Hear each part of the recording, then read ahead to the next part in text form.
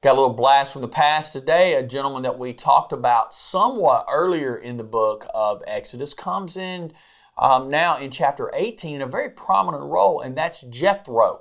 Jethro, and I'm not talking about Jethro Bodine from the Beverly Hillbillies. This is Jethro, the priest of Midian, who is Moses' father-in-law. Because remember, Moses fled Egypt after he killed that Egyptian, and he finds himself in the wilderness, right? He finds himself far away. He winds up and tends Jethro's sheep. He marries Jethro's daughter. He has children with her. And Jethro is really presented as a priest of God. Listen how verse 1 here talks about him. It says, Moses' father-in-law Jethro, the priest of Midian, heard about everything God had done for Moses and his people, the Israelites. He heard especially about how the Lord had rescued them from Egypt. Earlier, Moses sent his wife Zipporah and his 2 sons back to Jethro, who had taken them in. Moses' first son was named Gershom, for Moses had said when the boy was born, I have been a foreigner in a foreign land.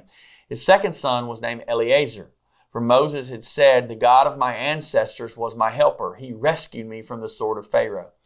Jethro, Moses' father-in-law, now came to visit Moses in the wilderness. He brought Moses' wife and 2 sons with him, and they arrived while Moses and the people were camped near the mountain of God. So they're camped near Mount Sinai. Verse 6, Jethro had sent a message to Moses saying, I, Jethro, your father-in-law, coming to see you with your wife and your 2 sons. So the greatness of what God had done through Moses in bringing the people out of Egypt had become known to all the surrounding people. Everybody knew about this. Now, Jethro himself is the priest of Midian. He's heard about this. Now, what did it mean to be the priest of Midian? He likely is a descendant of Abraham. So he likely is an extremely distant relative over the course of generation after generation of Moses himself, right? So he likely was a descendant of one of Abraham's other children through his second wife, Keturah, named Midian. We find this back in Genesis chapter 25. And because of this connection, we have good reason to believe that he would have been a true priest of God.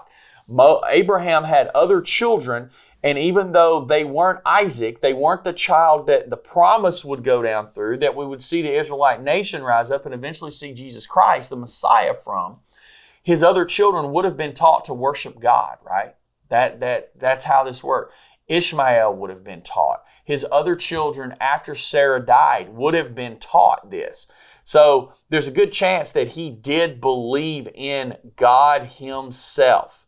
And so here we see Moses reunited with his wife and with his 2 sons. I think what had happened was his wife and sons had come with him to Egypt.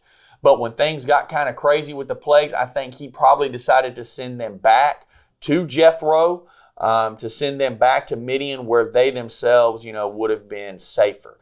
And so Moses had a special relationship, as we're going to see over the next couple of days, with Jethro. And in this, Jethro gives him a lot of great advice, a lot of wisdom, and they praise God together. See you soon.